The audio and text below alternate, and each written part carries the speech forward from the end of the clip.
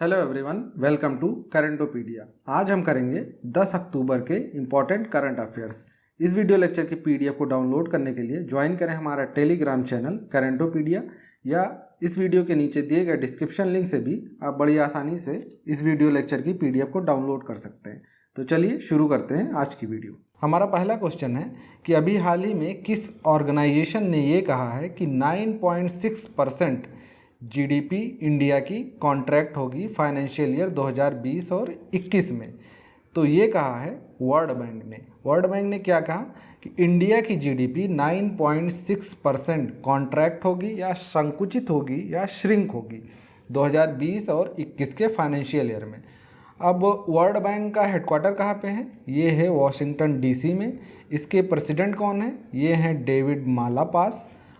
अब थोड़ा सा ऑप्शंस के बारे में जानते हैं। यूनेस्को का हेडक्वार्टर कहाँ पे है? पेरिस, जो कि है फ्रांस में। इसके जो प्रेसिडेंट है वो हैं एंड्रियो एजोले। एडीबी का हेडक्वार्टर कहाँ है? मनीला, फिलीपींस में। डब्ल्यूएचओ यानी वर्ल्ड हेल्थ ऑर्गेनाइजेशन का हेडक्वार्टर कहाँ पे है? जिनेवा में, जो कि है स्विट्ज़रलैंड में। इसके जो प्रेसिडेंट हैं वो हैं टेड्रोस आधानोम, और ये इथोपिया के हैं। इथोपिया की कैपिटल है एडिस अबाबा। अगला क्वेश्चन है, एक साइंटिस्ट थी जिनका नाम था मारियो मोलिना। इनका अभी हाल ही में निधन हो गया। उनको कौन सा अवार्ड मिला था, यानी काफ़ी बड़ा अवार्ड था, तो वो कौन सा अवार्ड था? तो वो था नोबेल प्राइज़। इनको 1995 में नोबेल प्राइज़ मिला था केमिस्ट्री में। साथ में दो लोगों को मिला था केमिस्ट्री में 1995 में। तो आपको बस इतना याद रखना है कि, और ये थी मैक्सिको की, ये भी याद रखना है, ये थी मैक्सिको की। तो इतना याद रखना है कि ये कहाँ की थी और इनको कौन सा अवार्ड मिला था। तो इनको मिला था Nobel prize. International postal day हम किस डेट को मनाते हैं? यहाँ पे ध्यान देने वाली बात ये है कि ये इंटरनेशनल पोस्टल डे है, ना कि नेशनल पोस्टल डे। तो ये हम मनाते हैं 9 अक्टूबर को। 9 अक्टूबर को ही क्यों मनाते हैं? क्योंकि 1874 में यूनिवर्सल पोस्टल यूनियन का गठन किया गया था बर्न शहर में, जो कि है स्विट्ज़रलैंड में। तो इस वजह से हम 9 अक्टूबर को इंटरनेशनल पोस्टल डे मनाते हैं।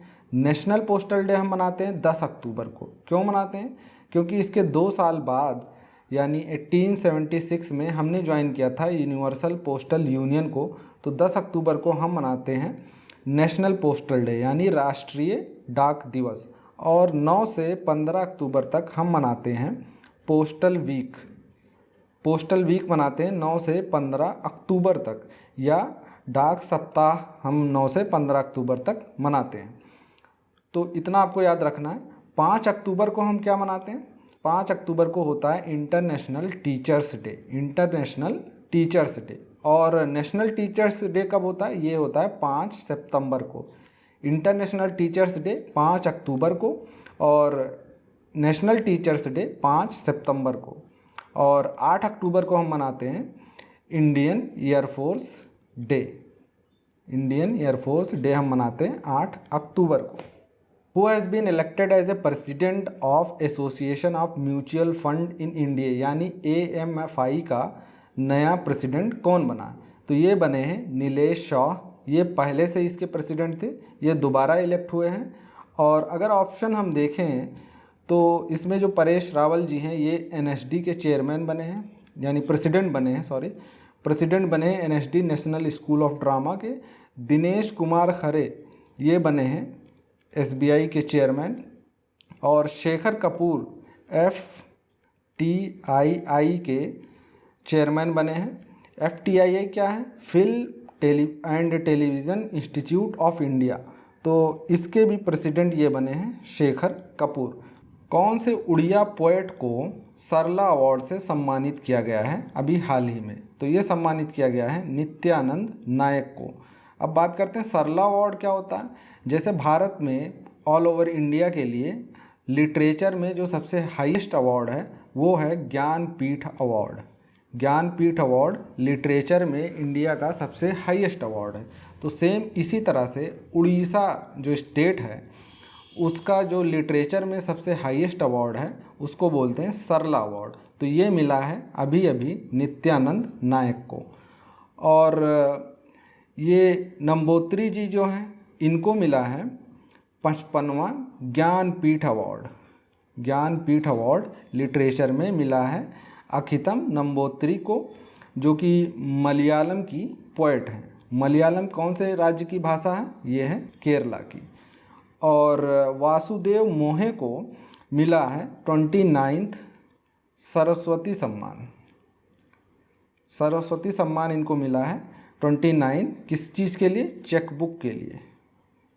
चेकबुक, इन्होंने किताब लिखी थी चेकबुक, उसके लिए इनको 29 सरस्वती सम्मान मिला है। नासिरा शर्मा को क्या मिला है?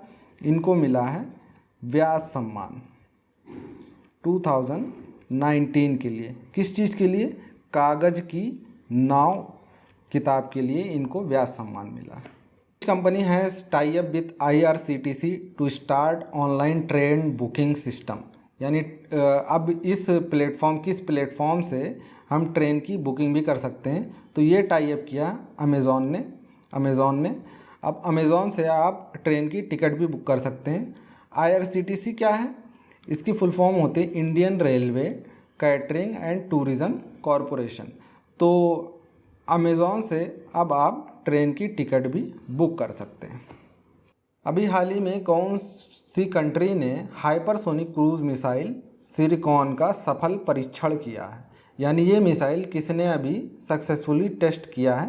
तो ये किया है रशिया ने। मिसाइल का नाम आपको याद रखना है, और ये भी याद रखना है कि ये हाइपरसोनिक क्रूज़ मिसाइल है। अब रशिया के बारे में जानते हैं। इसकी कैपिटल है मॉस्को, करेंसी है रूबेल, और इसके प्रेसिडेंट हैं व्लादिमीर पुतिन, और ये 2036 तक प्रेसिडेंट रह सकते हैं। यूएई क्या है? यूएई का फुल फॉर्म है यूनाइटेड अरब एमिरेट्स। इसमें 7 एमिरेट्स हैं, और इसकी जो कैपिटल है वो अबू धाबी है। और यूएई ने अभी हाल ही में अपना फर्स्ट मार्स मिशन लॉन्च किया था, जिसका नाम था होप मिशन था यूएई का पहला मार्स मिशन। और इज़राइल ने एक सैटेलाइट लॉन्च किया था जिसका नाम था ओफेक 16, और ये एक जासूसी सैटेलाइट है। अगला क्वेश्चन है, who has been appointed by the central government as new deputy governor of RBI। आपको पता होगा कि जो RBI के गवर्नर हैं वो हैं शक्तिकांत दास, जो कि 25th गवर्नर हैं। और गवर्नर के जो नीचे होते हैं वो होते हैं 4 डिप्टी गवर्नर। तो हमारे जो गवर्नर हैं वो हैं जो 4 हैं, वो उनमें से एक हैं MD पात्रा, दूसरे हैं BP कानूनगो, और तीसरे हैं MK जैन, और जो चौथे अभी अपॉइंट किए गए हैं वो है M राजेश्वर राव। और RBI का जो गठन हुआ था वो 1 अप्रैल 1935 को RBI का गठन किया गया था। और RBI का हेडक्वार्टर है मुंबई में। तो इतना सारा आपको याद रखना है।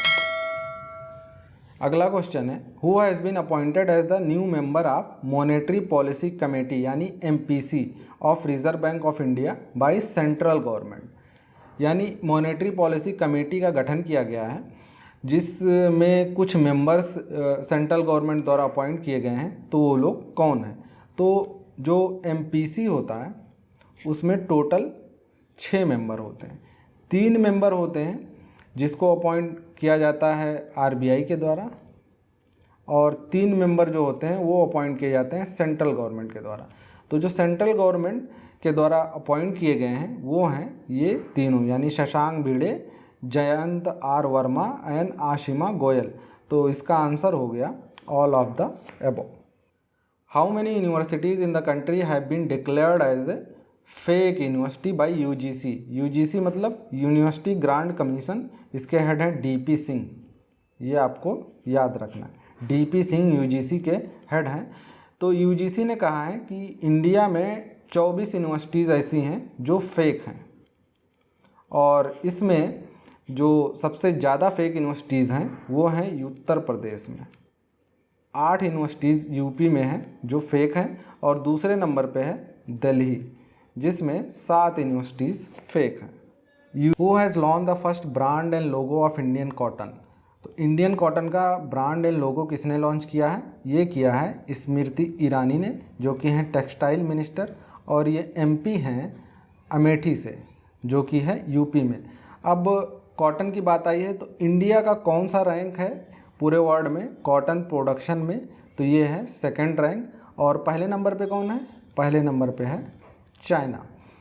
इंडिया हर साल 6 मिलियन टन यानी 60 लाख टन कॉटन प्रोड्यूस करता है, जो कि है 23% पूरे वर्ल्ड का कॉटन प्रोडक्शन का 23% इंडिया प्रोड्यूस करता है। और सेकंड रैंक पे है, पहले नंबर पे है चाइना। और एक बात और बता दूं कि जो ब्रांड लॉन्च किया गया है उसका नाम है कस्तूरी, यानी जो इंडियन कॉटन होगा वो कस्तूरी कॉटन के नाम से पूरे वर्ल्ड में जाना जाएगा। और स्मृति ईरानी की बात हो रही है तो आपको याद होगा पिछले साल 20 अक्टूबर 2019 को हमने मनाया था 150वां महात्मा गांधी की जयंती हमने मनाई थी 150वीं। उसी दिन नोएडा में वर्ल्ड का लार्जेस्ट प्लास्टिक चरखा ये भी लॉन्च किया था स्मृति ईरानी जी ने, जिसका वजन था 1250 किलोग्राम। वो has been awarded the Nobel prize in literature for 2020, यानी 2020 में साहित्य के लिए नोबेल प्राइज़ किसको मिला है? तो ये मिला है लुइस ग्लुक को। ये यूएसए की हैं और ये एक पोएट है। वैसे नोबेल प्राइज़ के लिए हम एक सेपरेट वीडियो बनाएंगे जिसमें हम नोबेल प्राइज़ डिटेल में कवर करेंगे, तो उसको आप ज़रूर देखिएगा। ऑप्शन डिस्कस करते हैं। ये सारे ऑप्शन कहीं ना कहीं नोबेल प्राइज़ से ही रिलेटेड हैं। पहला ऑप्शन है ओल्खा तोकारचुक। इनको नोबेल प्राइज़ मिला था लिटरेचर में ही 2018 में, 2018 में इनको मिला था नोबेल प्राइज़ लिटरेचर में, और ये पोलैंड की है। दूसरा पीटर हैंडके, इनको भी लिटरेचर में मिला था 2019 में, यानी लिटरेचर में नोबेल प्राइज़ मिला था 2019 में, और ये ऑस्ट्रिया की हैं। अगला क्वेश्चन है, अभी हाल ही में इंडियन पोस्ट पेमेंट बैंक के नए एमडी एंड सीईओ कौन बने हैं? तो ये बने हैं वेंकट रमू। अब पेमेंट बैंक क्या होता है? पेमेंट बैंक में जो मैक्सिमम लिमिट होती है कैश रखने की वो होती है 1 लाख। और एक और बड़ा डिफरेंस है, पेमेंट बैंक एटीएम या डेबिट कार्ड आपको इशू कर सकते हैं, बट ये क्रेडिट कार्ड इशू नहीं कर सकते। अभी हाल ही में क्वाड कंट्रीज़ के फॉरेन मिनिस्टर्स की मीटिंग हुई थी, तो उस मीटिंग को किसने होस्ट किया था? तो ये मीटिंग वर्चुअली हुई थी और ये हुआ था, जापान ने होस्ट किया था इसको टोक्यो में, जो इसकी कैपिटल है। जापान की कैपिटल है टोक्यो, इसकी करेंसी है येन। और ऑस्ट्रेलिया की कैपिटल है कैनबेरा। इंडिया की कैपिटल आप सब जानते हैं न्यू दिल्ली। एंड अमेरिका की कैपिटल है वॉशिंगटन डीसी। ये क्वाड कंट्रीज़ क्या है? ये 4 कंट्रियों का एक समूह है जिसमें इंडिया आता है, दूसरे पे है जापान, तीसरा देश है ऑस्ट्रेलिया, और चौथा देश है यूएसए यानी अमेरिका। ये 4 कंट्री क्वाड के मेंबर हैं। तो इनके फॉरेन मिनिस्टर्स की मीटिंग हुई थी टोक्यो जापान में, और इसको होस्ट किया था जापान ने।